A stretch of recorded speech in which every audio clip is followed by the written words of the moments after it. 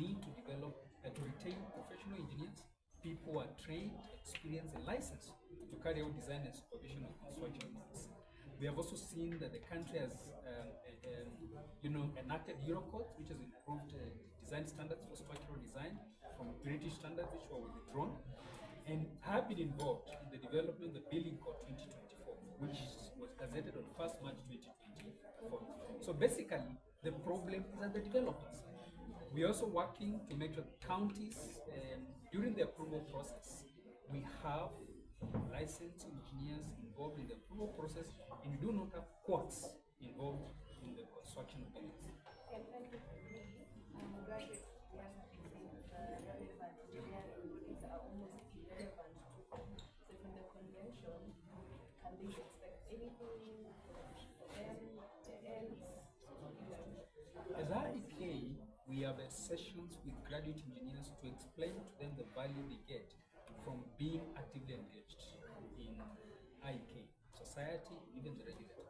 Some of the benefits includes networking, getting mentorship sessions, capacity building, etc., etc. So the convention is a classic example of a forum for all this, brought in once. And so we're encouraging graduate engineers who are capable to pay to be present.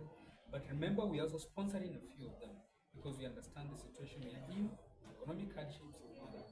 IEK is a home for all categories of engineers. Okay, you have cited some of the challenges that as engineers are going through and would like to be addressed by the government. Please, could you reiterate some of these issues and challenges? You cited some as about taxation, issues like that. We are very strong in advocating for manufacturing, and we have highlighted some of the challenges we have seen affecting manufacturing. One is the taxation regime, which is unpredictable and unsustainable.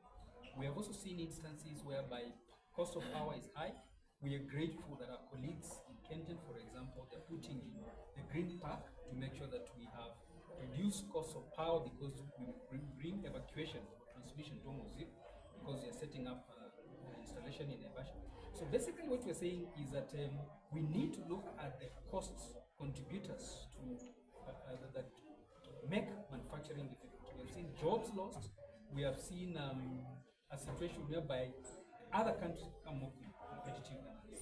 What we are doing is that we have engaged the government. I said we had engagement with PS Abubakar Hassan for investments.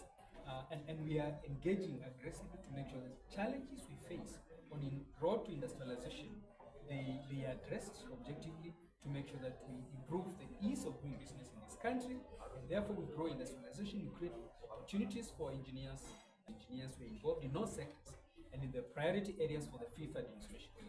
Engineers are going to be aggressively involved, and our last communique at the end of the convention, we will reflect this. What is a contribution of engineers to this agenda?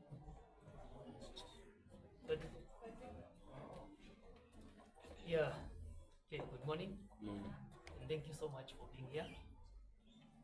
As the IK chair has reiterated, I am an engineer to start with. And so the IK convention that is happening, it's about industrialization and job creation. These are the two pillars that drive this country. Our projects are designed by engineers, implemented by engineers, and supervised by engineers. Operations and maintenance is done by engineers.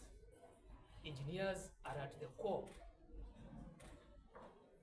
of every civilization in the world. So today, we are gathered here to kickstart the AK convention, whereby professionals, all stakeholders, government, private sector, and investors will converge and discuss matters of development, taking the country forward by doing what is right as per the specifications of the country. Engineers are innovators. Engineers are creators. Engineers are a key cog in the machine of economic transformation. There can never be an economic transformation without engineers. And in this forum, as I've stated in my speech today, I am looking forward to engagement with young engineers.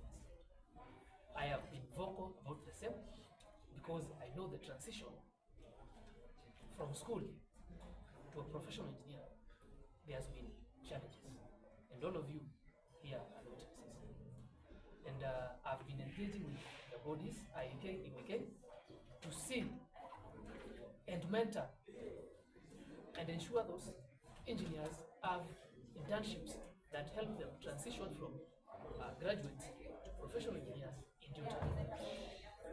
We know that no one lives forever, and skill transfer is part of our responsibility as professionals. So, okay, you spoke about engaging local engineers in the PPP's project. I don't know if you have, among the ones that already discussions are going, I don't know if you have already engaged them about taking into account the work of local engineers. Yeah. Actually, the ministry, we are engaging, we are in the state of receiving privately initiated proposals for projects such as Lamu desalination plants, Mzima 2 pipeline, and PPP. These are areas, considering our fiscal space,